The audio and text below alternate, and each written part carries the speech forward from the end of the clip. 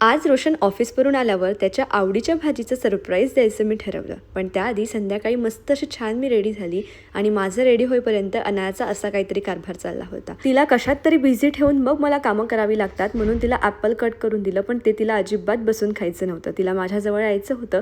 तिच्यासोबत कसं तरी जमेल तसं काम केलं, तिच्या टिकल्या काढून दिल्या आणि माझी भाजी फोडणी टाकली सोबतच. तर इकडे बघा, कांदा छान भाजून घेतला आहे खोबऱ्याबरोबर. त्यानंतर खडे मसाले टाकले, तेही छान भाजून घेतले. मिक्सरच्या जारमध्ये थोडीशी कोथिंबीर घेतली, अद्रक, लसण, मिरची, जिरं आणि हे भाजलेले मसाले टाकून त्याची पेस्ट करून घेतली. कढईमध्ये तेल टाकलं, जिरं मोहरीची फोडणी टाकली आणि त्यामध्ये हा मसाला ऍड केला. मसाला 2 ते 3 मिनिटं तेलात छान परतवून घेतला. त्यानंतर आपले सुखे मसाले तर हळद, तिखट, काळा मसाला, धने पावडर, जिरे पावडर सगळं ऍड करून छान असं मिक्स करून घेतलं. आता मिक्सरच्या भांड्यामध्ये थोडंसं पाणी टाकून उरलेला मसाला स्वच्छ करून घेण्याची सवय कुणाकुणाला आहे हे सुद्धा मला कमेंटमध्ये नक्की सांगा.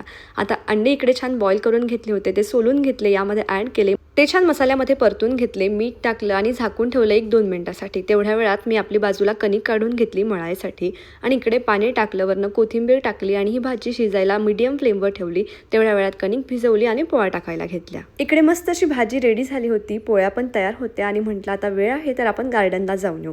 तर इकडे अनायाला रेडी केलं, गार्डनला जायला निघालो. खाली गेलो आणि भरपूर पाऊस सुरू होता, त्याच्यामुळे तिथेच थांबावं लागलं. आता घरी येणारच होतो परत, तेवढ्यात रोशन आला. तो आम्हाला खालीच भेटला. त्याचबरोबर अनायाच्या 2 या मैत्रिणी सुद्धा भेटल्या. आता या दोघीही अनायासाठी खूप जास्त स्पेशल आहे, कारण अनाया पोटात असल्यापासून त्या तिची वाट बघत आहेत.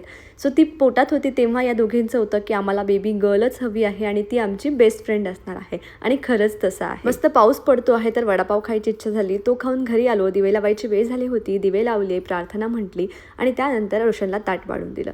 अनायाच्या जेवणामध्ये आज दूध पोळी होती. मी संध्याकाळी मस्त आपलं स्किन केअर केला आणि त्यानंतर संपवला असा दिवस हा मस्त एक लाडू खाऊन.